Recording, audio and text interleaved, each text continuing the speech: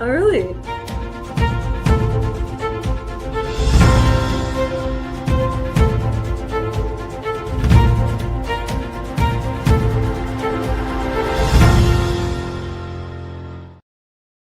Hello, everyone, and welcome back to our next episode number 4. It's great to be here with all of you. We are streaming live, and we want to know where you are watching from. That's right. It is Sunday, November 16. And please open your YouTube chat and let us know your country, your city, and your Toastmasters district. We want to see how far our community is reaching today. Let's give it a moment. Oh, I see Sergio coming in from California, Sergio. So I guess that's good morning, lunchtime, maybe for you, perhaps. Welcome. Lovely to see you. Have we got anyone else joining? I know backstage, Paolo Perina, already Sercan said there were kind of 5-6 people waiting to jump onto the live broadcast. So this is fantastic. We see Francesco Fedele from Rome, international director. Hello, Francesco. Hello. Thank you for supporting this project as well. Wonderful. Great. Well, and we have, you see now Sergio and Francesco on screen. So keep them coming. Sercan, today we have a huge show. Yeah, it's absolutely packed, David. We have news on all biggest events coming to our region, a very special celebration from Ireland, an incredible speech from our guests. That's it. And we have also 2 interviews to share. Sercan, you'll be sitting down live with our guest speaker. And later, I'll be sharing a deep dive interview I pre-recorded with District 91's PQD, Seema Menon. And you are going to love that one. It's all about marketing campaign, and that's just brilliant. It absolutely is. But Sercan, you're kicking us off with the news. And I believe up until the end of November, we are full of events, right? Yes, it is. If you are looking for an event, this is your segment. And let's get started. What's happening? And now let's turn to what's happening and your update on the biggest events coming to our region. And the end of November is packed with incredible opportunities. First up, on Monday, November 17th. Do you want to write a winning speech? Here is your chance to learn from the best. District 107 is hosting an online workshop with the 2024 World Champion of Public Speaking, Luisa Montalvo. She will present her 18 steps on how to write a winning speech, and she is the first Hispanic to ever win this title. And this is your chance to learn her championship winning formula directly. And then on November 19th, you can join the Speechcraft Experience. This inspiring online panel features leaders from District 109 and 59 who will discuss how the Speechcraft program empowers members to grow into confident and authentic leaders. This is perfect for any members who want to learn how to run this powerful program in their own club. And now get your calendars ready for the weekend, November 22nd, because it's a big one, 3 major in-person events. First, get ready to shine bright in Barcelona. District 107 is hosting its Fall Summit from 21st to 23rd of November. This is a full weekend packed with speech contests, a gala celebration, and keynotes, and including one from journalist Carrie Ferries on how to love the sound of your voice. And here's a fun fact. District 107 is one of the most international districts. So you'll be connecting with Toastmasters from 7 different countries across both Europe and Africa. And also, that Saturday, November 22nd, District 109 is holding its winter event in Lugano, Switzerland. This event is a powerhouse featuring a legendary lineup of speakers. You will hear from 2025 World Champion Sabyasachi Sengupta, 9-time Europe Champion John Seema, and also multi-finalists of World Championship Persei Gotuako. A fun fact for you, Lugano is a beautiful Italian-speaking part of Switzerland, and making this a unique cultural destination for you.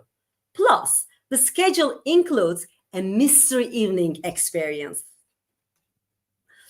And also, if you are in Germany, I hope you have the ticket. As you see, it's already sold out. Mercury Toastmasters in Berlin is hosting a power boost on November 22nd. This is a full-day deep dive event featuring a keynote by systematic coach Alexander Lang, plus a panel and 23 different workshops. You can learn everything from advanced breathing techniques to the reality check of becoming a keynote speaker. But as I said, I hope you have the ticket because it's already sold out. And next time, please do not forget to register earlier. And finally, rounding off the month, District 110 TM's Cafe is back online on November 28th. The session is titled Bring Your Body to the Stage. You will learn from Rochelle Rice, the first woman in the world to hold both accredited speaker and certified speaking professional titles. She will teach how to use body language to captivate any audience. This is a masterclass in stage presence, and you don't want to miss it. And for those who is interested in professional speaking, we are highlighting two special international masterclasses from Superior Speakers Advanced Club. First, early on Thursday, November 20th, 2 a.m. Central Europe time, Speak to Reach. This workshop is led by Joe Grondin, an accredited speaker, World Championship finalist, and also 3-time TEDx speaker. He will teach you how to move beyond just how to speak and show you to create a strong, heart-centered message, and this is uniquely you, and how to use personal stories to deliver a wow speech. Later same day, at 6 p.m. Central Europe time, don't miss the accredited speaker extravaganza. Have you ever wondered how to run your passion into paid speaking engagements? Do you? Really, this is the free webinar led by Kevin Snyder gives you the answer. He's the one of the fewer 10 speakers worldwide to hold both accredited speaker and the certified speaking professional credentials. He will teach you about the elite AS designation and share strategies from his 20 plus years of experience as a professional speaker. And if you ever thought to be a professional, this is for you. Wow, what an incredible lineup. This is all what's happening this week and a lot of happening this week. David, it's a lot of travel for our members, right? Absolutely, Sercan. And honestly, take a breath there. That was a huge amount of news to deliver around our region. Excellently done. And an amazing lineup. So speaking of incredible Toastmasters as well, we want to share with you a very special celebration that happened this week. This week, Finnegal Toastmasters is Ted Corcoran's home club of Dublin, Ireland. They hosted a very special celebration at the Marine Hotel in Sutton, marking Ted's 40th anniversary as a Toastmaster. Ted is admired across the Toastmasters world for his warmth, humor, and generosity. For new members who may not know, he also made history being the first European to hold a top position of international president of Toastmasters International. Friends and fellow Toastmasters from Ireland and around the world joined in person and online to honor Ted's incredible contribution. The evening was filled with laughter, poetry, limericks, toasts, and cake, but above all, friendship. Let's watch the video of the event now, shared with us by Angela Affagay, DTM, and also our Regional 10 Public Relation Lead.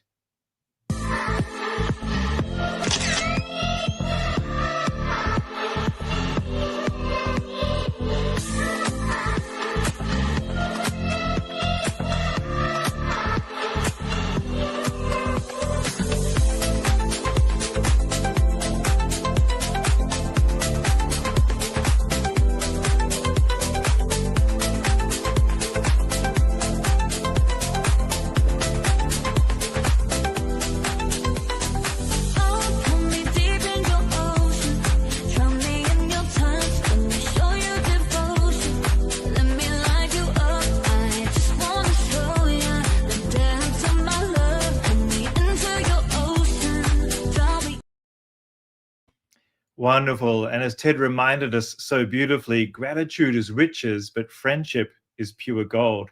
And I'd like to share that as we share the same namesake, when I got to meet Ted Corcoran earlier this year, he actually said to me, there are 3 things to remember.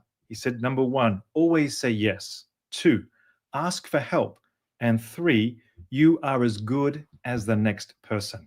And I think together with gratitude is riches, but friendship is pure gold, the sentiments are really just flowing. And as Ted's legacy of leadership and friendship is a perfect inspiration actually for our next guest speaker, Mikaela Gallon.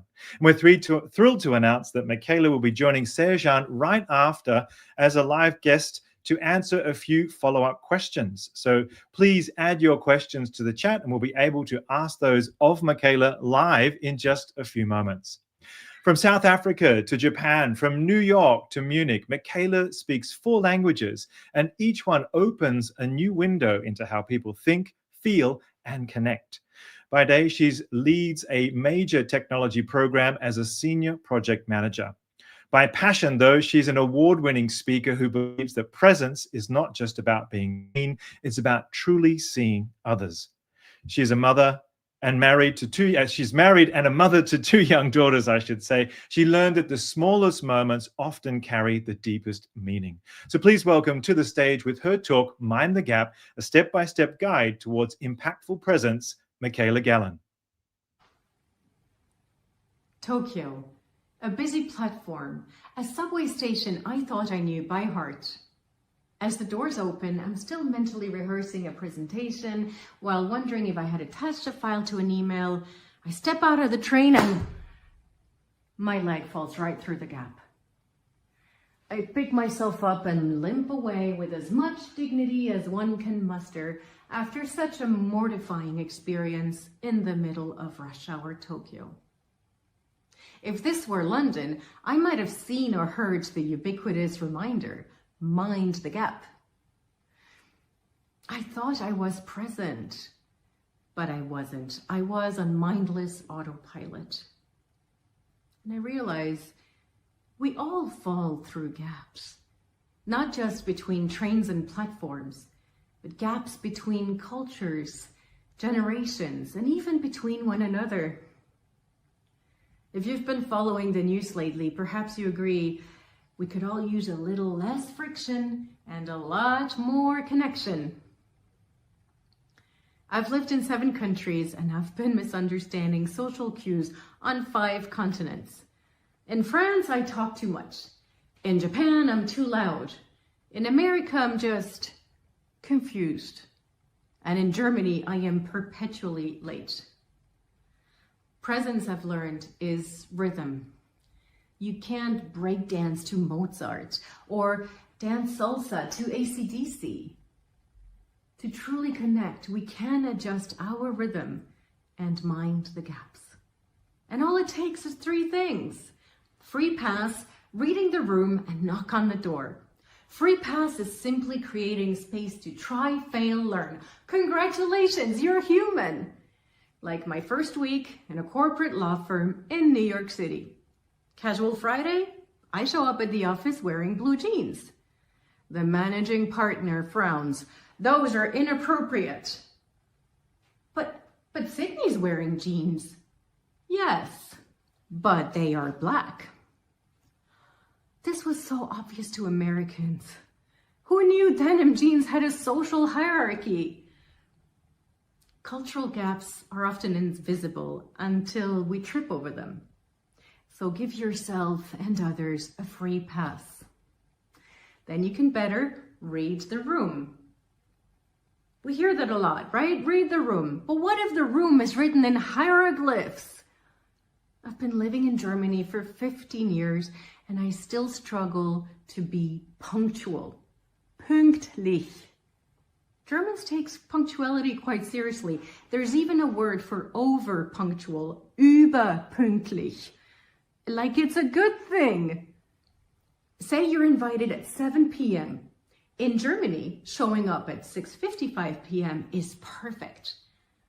In France, arriving at 7:15 is polite. And when my German friend shows up in Peru at 7 p.m. sharp, the hostess greeted her still wearing bathrobes and a towel. Sometimes reading the room means adjusting our clocks and adjusting our rhythm. And minding the gap. In business meetings, perhaps English is not the first language for everyone. Does that mean you should dilute your message? No, you can simply privilege clarity over eloquence. So if you want to say, that was a home run, simply add, what a great success. Well done, team. That way, you can enhance clarity and be inclusive and mind the gap. And finally, knock on the door. Seek connection. When I started my MBA program, I was surrounded by the brightest people in the room. And I felt like the odd one out. I felt like an imposter. And I was planning my exit strategy. I was going to quit. My classmate, Kai, he saw that. And he reached out. Let's talk. He listened, and then he tells me, we all belong here. You and everyone, we were all admitted for a reason. We're all different and we complete one another. So hang in there, all right? I trusted him. I trusted in myself. And 2 years later, I graduated, cap, gown, and all, because he had pulled me back into connection. He knocked on my door and he minded the gap for me. Mind the gap is a mindset, is a simple reset button for presence. When we become aware of those invisible gaps between cultures, generation, or one another, we're in a better position to adjust our rhythm and seek, create connection. So next time you hear those words, mind the gap, remember, it's not just about trains and platforms. It's an invitation to be fully present for yourself and for the people standing right beside you on life's platform. We can create presence and connection. It's within our reach, and it starts with 3 simple words. Mind the gap.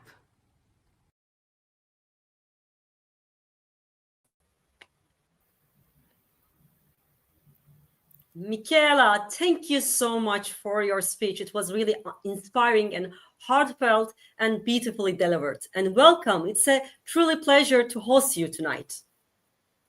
Thank you. It's an honor to be here. Thank you very much for the invitation. Thank you for coming.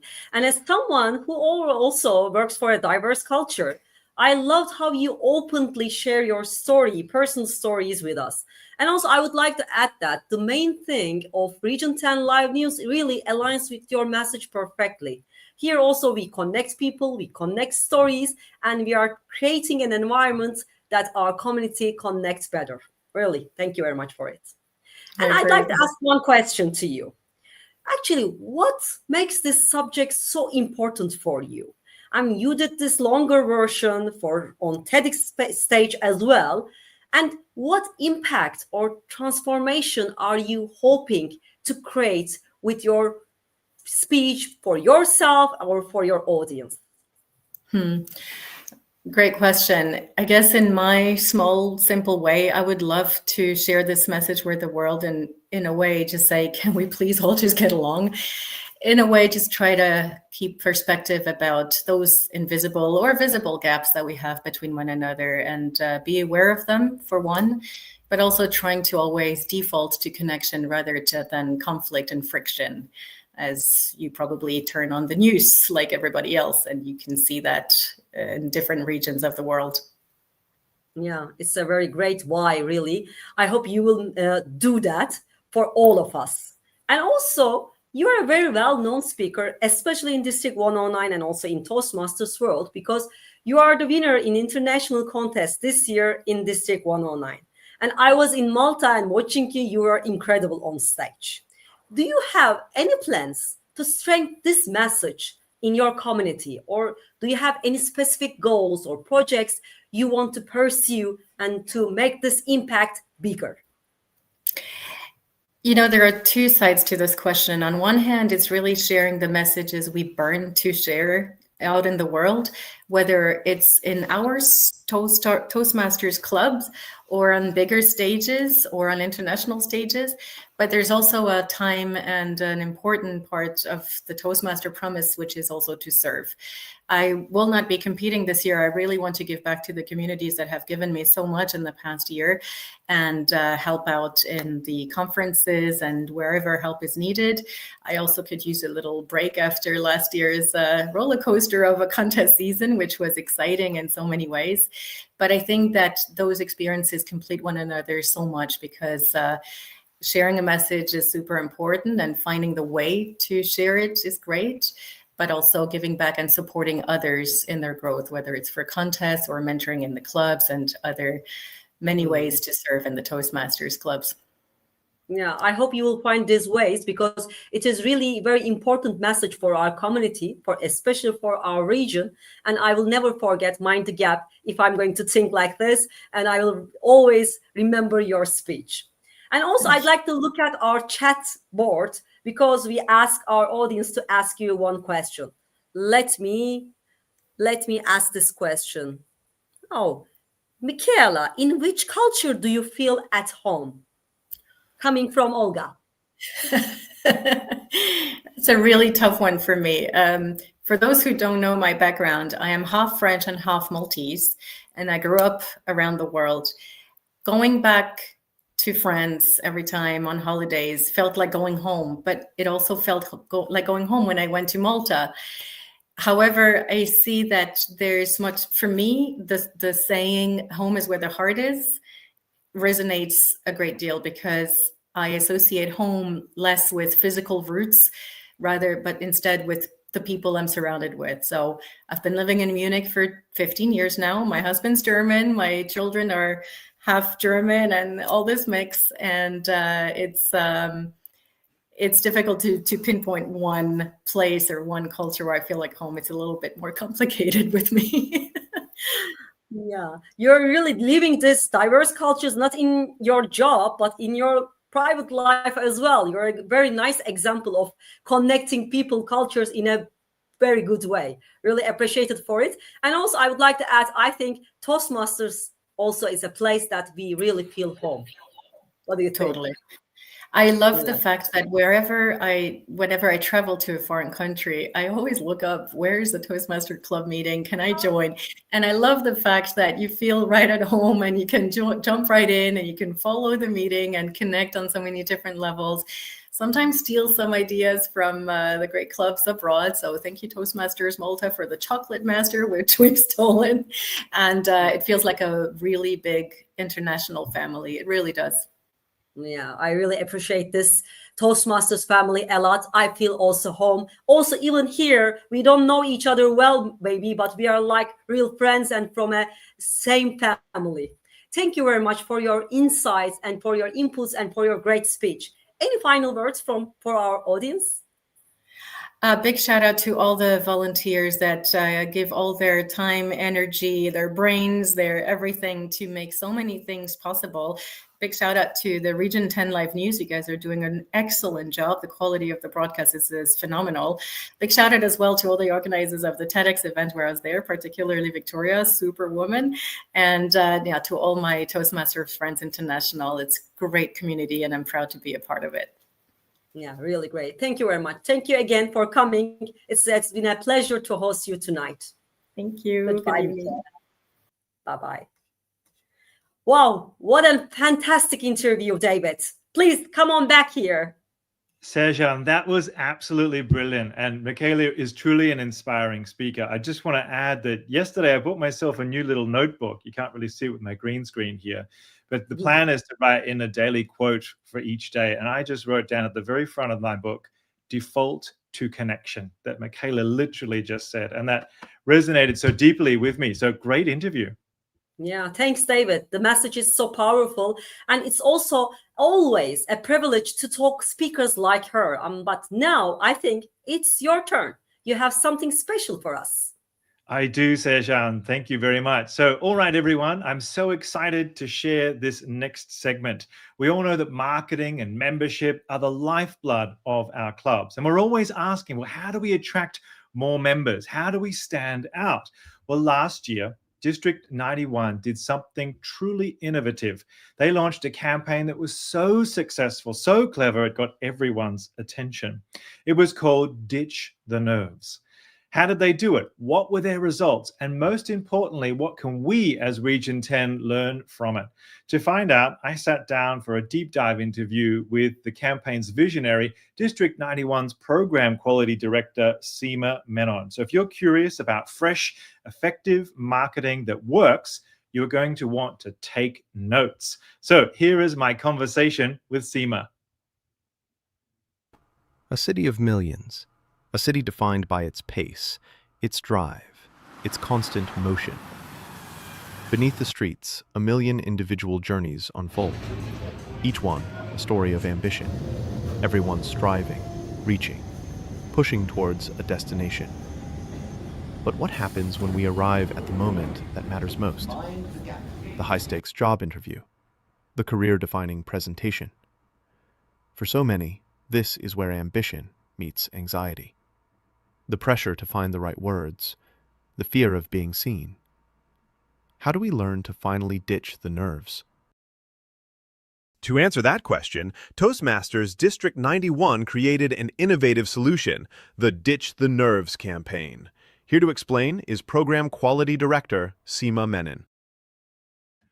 Welcome to you, Seema Menon from District 91. Thanks for joining us on Region 10 Live News. Thank you, David. It's my pleasure to be here.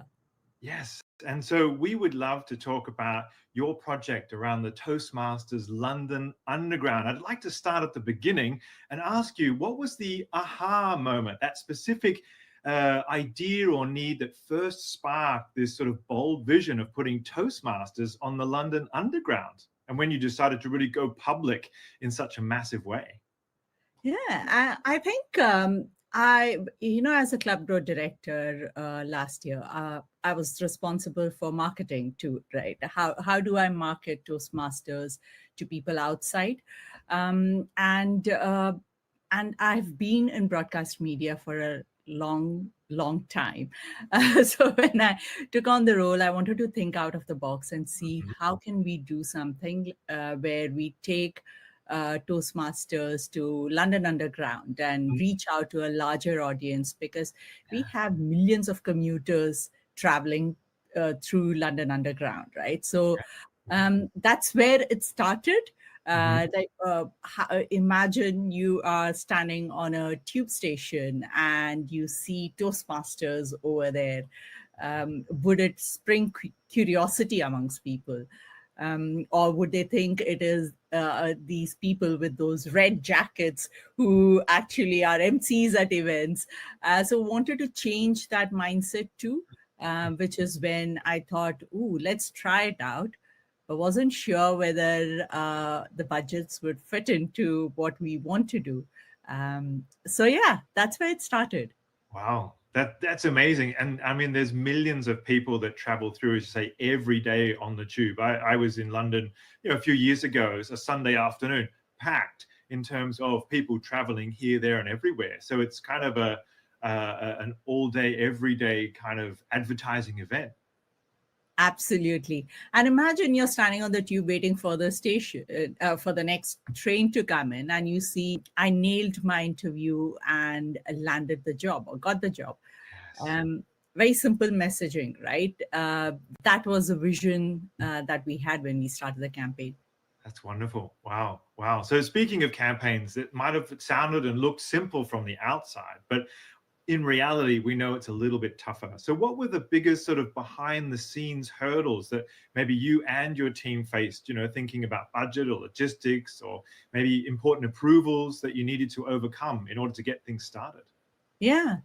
I mean, it's good to have a big ambitious idea, but it's not as easy to bring that to fruition. So for us, one was trying to see if we are able to weave in a campaign which is not too onerous in terms of budgets. So I had, and second is to get a team together who buy into the same vision. So we started off with two of my team members from the Club Growth team, Hepzibah and Ram, who did the research to find out which is the organization that we need to reach out to get a campaign in place. And after that, I spent a lot of time negotiating and getting best campaign, getting discounts for us, talking about not-for-profit organization and trying to get the right time slot too for us. And that took a little long. And once I got the taster campaign ready, then it was about getting the budget approvals and ensuring that my district director, then Steve Weir, buys into the idea. And luckily, it just fell into place. At each stage, everyone came together to make this campaign a reality. I had Diane Richardson, who worked out the design, Alan, who did the social media campaign and the buzz to create the buzz around it. Janet and Rob worked on creating the ditchthenerves.com website where we could get people to come in and engage with us over there. Because writing d91.toastmasters.org is something where I knew definitely people won't remember. So we needed a catchy phrase. And I just think all of us worked together as a unit, each one bringing their respective strengths into the picture and being accountable for that. And I think that's what made the campaign a success. That's fantastic. Wow. And I mean, that's why we do Toastmasters, to have these kinds of team projects, bringing people together outside of different clubs across the district to really make something happen. Absolutely. Because I know you have a lot of clubs in the south of London. I think, is it over 170 I saw? Yes, we've got 175 clubs that we ended the last year with. And it was amazing experience to so we had three challenges that we were working with. One is how do I engage with my current members and build that pride in them to be a part of the district and feel that there's a buzz about any activity we do. The other one is how do I get new people to join Toastmasters where they feel that Toastmasters is still relevant for them. And the third is how do I get new clubs on board, right? So, and these were the three things that we were working with. And thankfully, this campaign helped develop that. And we ran a contest to ensure that our club members were engaged, taking selfies and posting it. We had new people reaching out to us through the website, and we constantly sent them regular emailers. Yes. So we had almost 6 touch points with the people who signed up with us, giving them information and sharing articles from our Toastmasters magazine, talking about how it can help you land the job if you're looking for, what are the tips to overcome your jitters on that.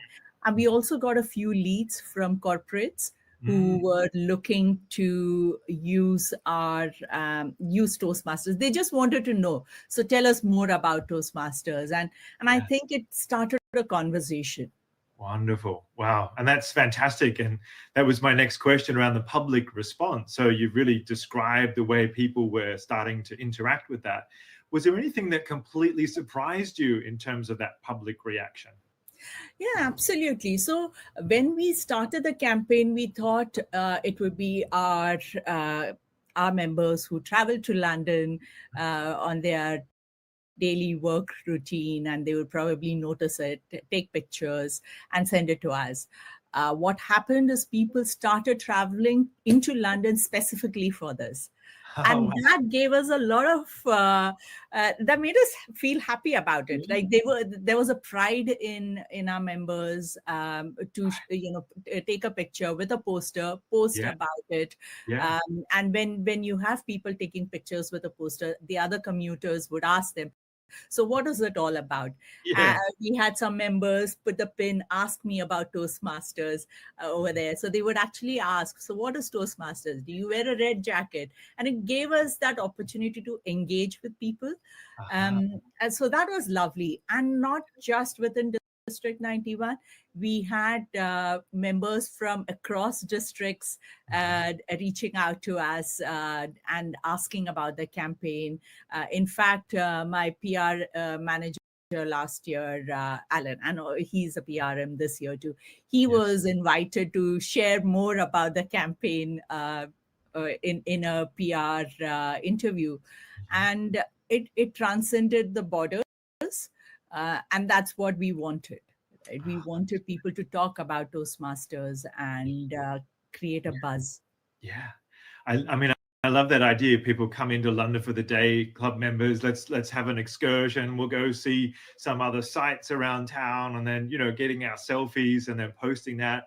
And I guess that power of social media creates a lot of that buzz, which is really fantastic. And I'm already hearing several lessons for other Toastmasters leaders. So I want to ask you now, if another city or another part of maybe the UK or where I am in Austria, we have a great underground system as well. So if we wanted to sort of create a bold campaign, is there a replication formula? Is there kind of key ingredients that you think really made it in London, a success? And then looking back, maybe there would be something that you would do differently next time.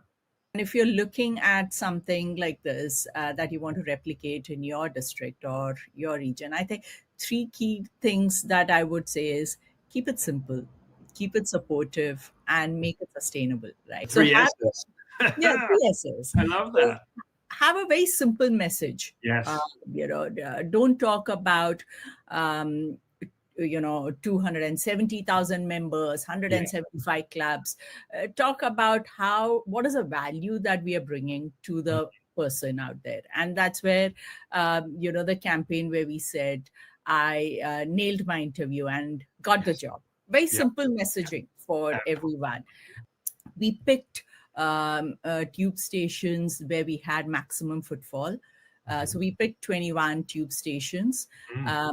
We knew that our budget was limited. So we did a 2-week campaign. It was just a taster campaign, but we were lucky that we negotiated with them to ensure that we have overruns. So the campaigns ran by another 2 weeks. So we had almost 4 weeks of exposure for a short budget, which was good. We were lucky. Yes. And how did we make it supportive? It's by ensuring that the team believes in it. Right. Yes. So it was we got the buy-in or for the vision, and then each one was given an opportunity to come with how are they going to make their part of the role successful. So I didn't dictate anything to them. I said, see, these are the key objectives we have.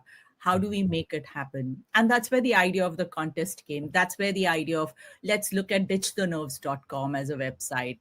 And all these things came in place. And then how do we keep our members engaged through it, which is where the sustainable part is coming into place. How do we think beyond the campaign?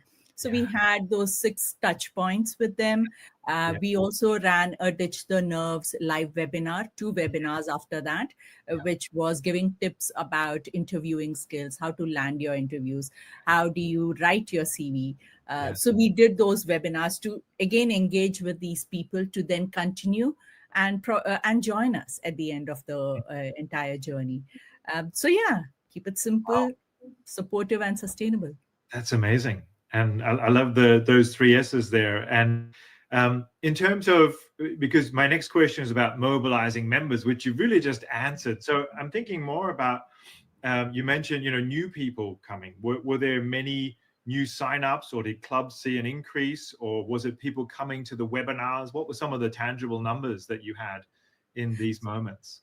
So like any other marketing campaign, which is not digital, because it is posters, right? It's at the stations. It's not, they're not engaging with those. The clicks and so forth. Yeah. Yeah, exactly. So the views are different.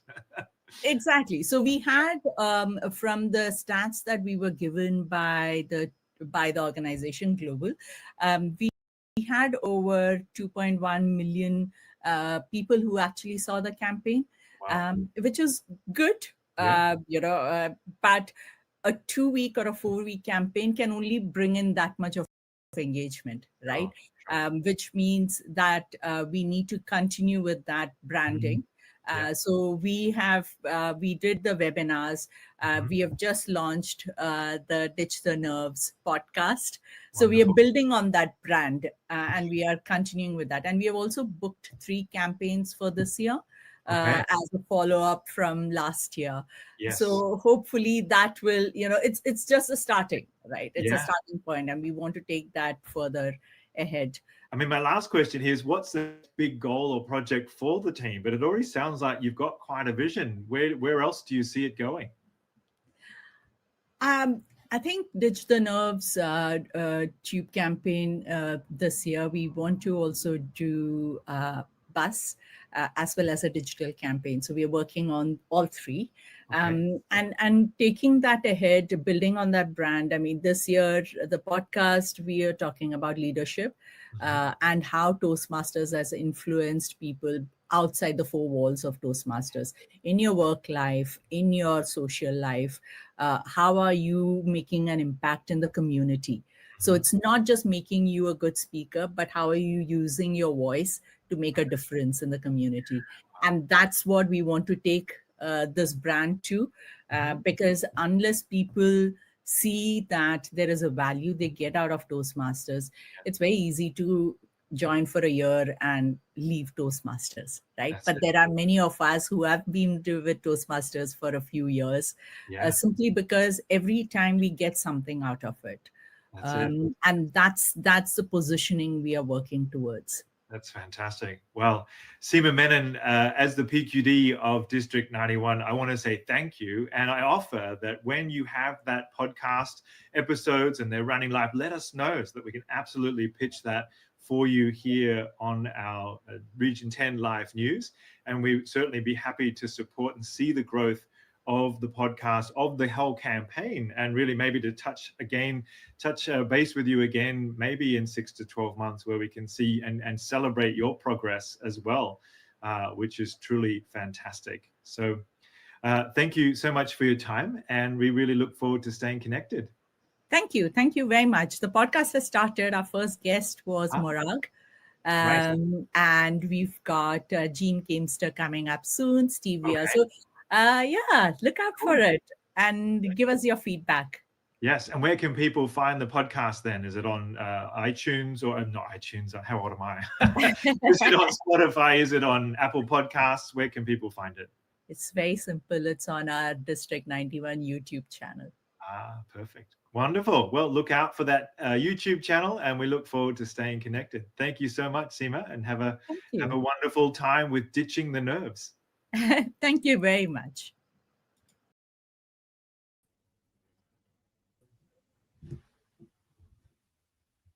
There you are. I hope you were writing notes. I certainly took a few more notes for my own interview there, Sercan. Simple, supportive, and sustainable. You can see me there. I was excited by those 3 S's.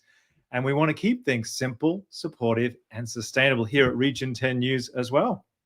Yeah, again, I was taking notes as well, like you, David. So many great ideas.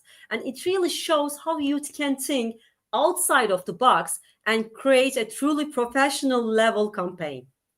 Exactly. And a huge thank you to Seema Menon for sharing that with us. And it's really a perfect example of innovation happening all over the region. So do check out the District 91 YouTube channel for those fresh podcast episodes.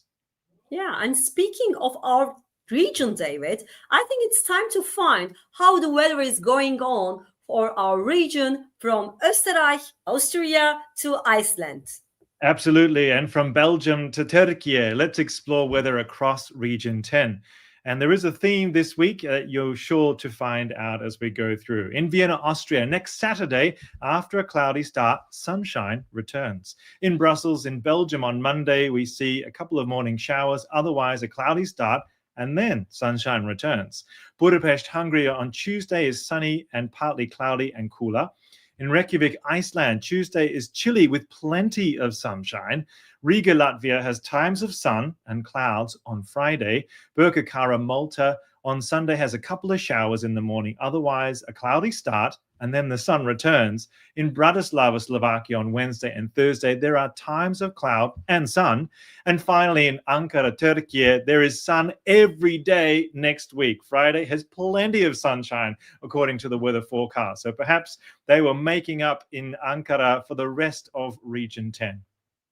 And looks like a great weekend to travel Barcelona or to Lugano. Of course, if you have the tickets. It certainly does. And look, that's all we've got time for today. Thank you, Sercan. And thank you so much for joining us, especially joining to the chat and also being part of this community. We love spending this time with you. And don't forget to subscribe and share. We will be back with our next episode, a brand new one on Sunday, November 30th. Good night, everyone. Good night.